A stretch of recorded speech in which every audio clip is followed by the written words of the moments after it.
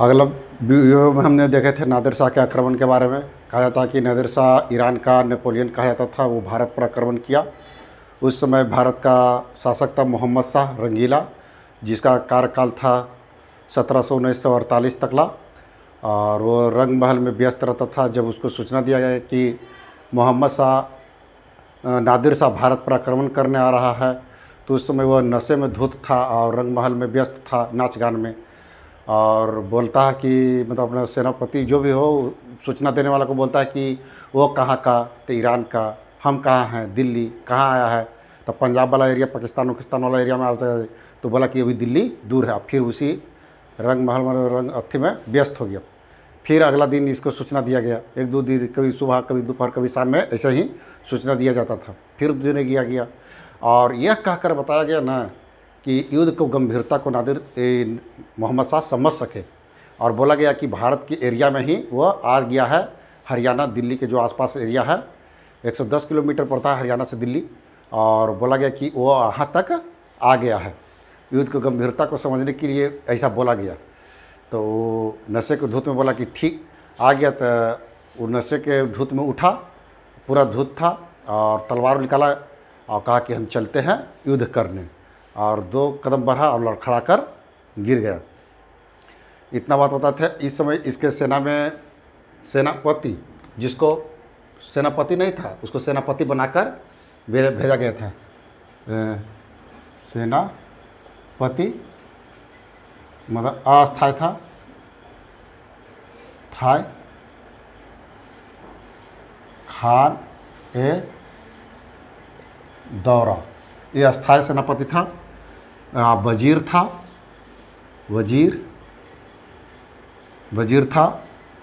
वजीर इसका था। ये खान ए दौरा हो गया।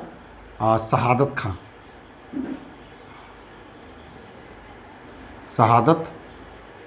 खां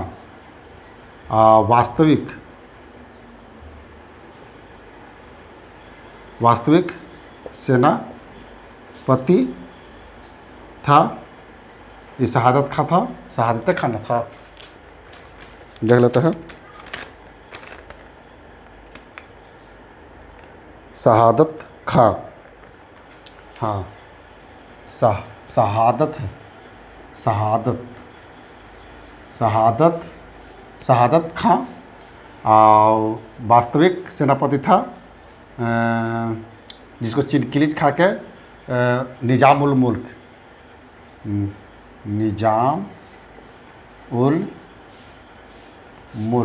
ये वास्तविक रूप से सेनापति था। ये 1722 में इसको सेनापति बनाया गया था।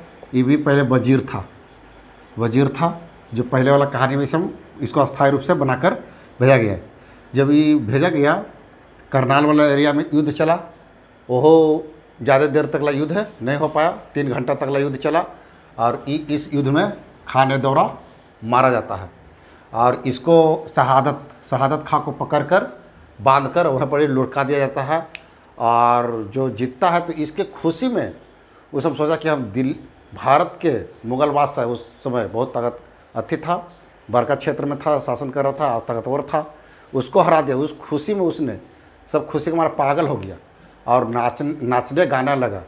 और वहाँ पर बैठे बैठे शहादत खां उसका डांस देख रहा। डांस चला 1-2 घंटा तक डांस चला।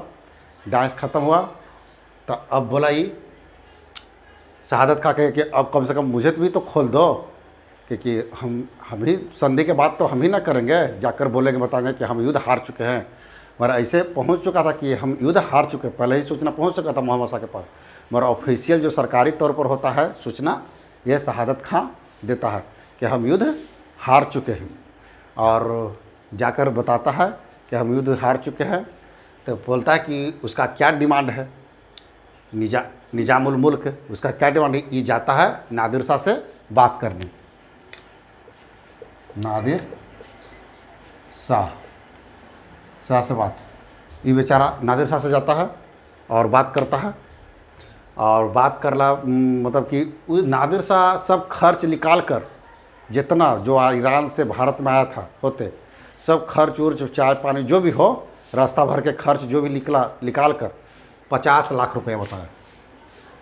50 लाख बोला। ये बात कर कर चला आया। अब जो भी जाएगा पैसा वैसा के बारे में देने जाएगा रकम, तो ये शहादत खा जाके क्योंकि वजीर है, ये वित्त मंत्री है, ये वित्त मंत्री है, वित्त मंत्री है। ये गया पूछा कि कितना चाहिए, तो बोला कि 50 लाख रुपया। तो इसने बोला कि बस 50 लाख रुपया। इसने बोला कि तुम दिल्ली पर आक्रमण करो, तुम दिल्ली पर आक्रमण करो। किसने? शहादत खां। तुम दिल्ली पर आक्रमण करो, 2 करोड़ रुपया तो हम देंगे, 2 करोड़ रुपया हम देंगे तुमको। तो उसने भी सोचा कि भाई करनाल से दिल्ली मात्र 110 किलोमीटर है। सोचा कि बात तो सही है, 2 करोड़ रुपया दे ही रहा है, चलो दिल्ली पर आक्रमण कर ही देते हैं। और जब दिल्ली पर इसने आक्रमण किया तो एक कत्लेआम मचाया दिल्ली में, इज्जत लूटपाट, बहुत सा कत्लेआम, कई दिनों तक कत्लेआम मचाया। और जब ये लूटपाट करते हुए कहा था कि 70 करोड़ की संपत्ति लूटा। और जब ये लाल किला से जब गुजर रहा था ना, तो झटके में कैसे कोई देखता है कोई चीज़ को, तो जब लाल किला से पार किया तो पीछे मुड़ कर जब लौटा तो देखा कि ये तख्ते ताव है, जो शाहजहाँ बनवाया था तख्ते ताव, उसको देखा और उसी में जरा हुआ था कहनूर हीरा जवाहरात से बहुत सा जरा हुआ था। इसको भी निकाला नहीं, इसको भी उठाकर लदवा लिया, और लदवा लिया, सब लूटा उठा 70 करोड़ की संपत्ति।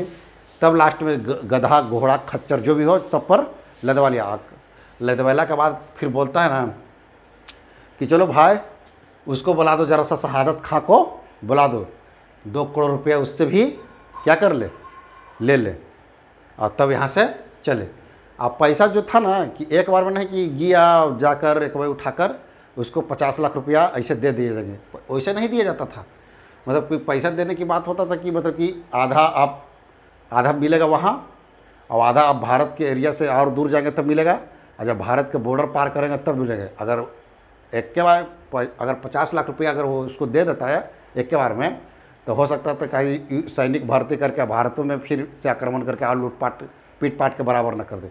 इसलिए पैसा जो दिया जाता था पहले, जो आधा रकम करके आधा दूर निकलिए फिर पैसा मिलेगा, फिर आधा दूर निकलिए और पैसा मिलेगा, और जब भारत के सीमा पर से पार जाएंगे तो और पैसा मिलेगा। तो आक्रमण हो ही गया था, 70 करोड़ की संपत्ति लूट लिया था।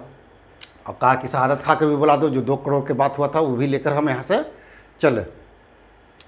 जब दिल्ली को जनता का जो पता चला कि जो आक्रमण करवाने में दिल्ली में हाथ है जो शहादत खा के है, पता चला, तो जब नादिर शाह यहाँ से जब गया 1739 में यहाँ से गया, तो कहा था कि आत्मगलानी से इसने जहर खाकर आत्महत्या कर लिया शहादत खां।